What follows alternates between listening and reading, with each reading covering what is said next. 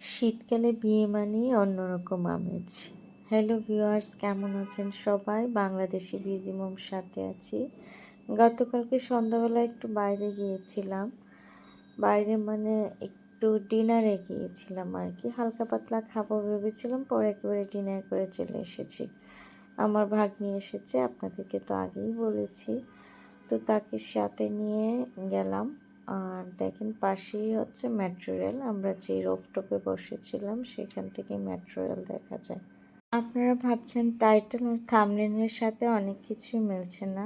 না মেলার কোনো কারণ নেই। ইনশাল্লাহ আমি আপনাদের সাথে সবই শেয়ার করব।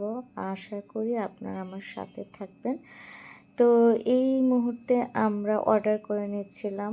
আমরা অর্ডার করছিলাম হচ্ছে আমার ভাগ্নির পছন্দের খাবার। সে যেটা পছন্দ করে, যেগুলো পছন্দ করে সেইগুলোই। এই যে আমি এর মাঝখানে আপনাদের সাথে কিছু ফুটেজ শেয়ার করে নিলাম। ভাবলাম যে যেহেতু বসেছি একটু ফুটেজ নিয়ে নিই। আসলে বাচ্চা নিয়ে সব কিছু পারা যায় না। তো আমরা যেটা অর্ডার করেছিলাম, ফ্রাইড রাইস অর্ডার করেছিলাম আর ফ্রেঞ্চ ফ্রাই অর্ডার করেছিলাম। ফ্রেঞ্চ ফ্রাইটা হচ্ছে এখানে একটা অফার চলছিল, একটার সাথে একটা ফ্রি।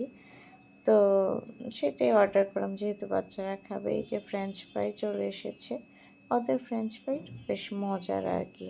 আর এই রেস্টুরেন্টের নাম হচ্ছে শেফ রোফটপ।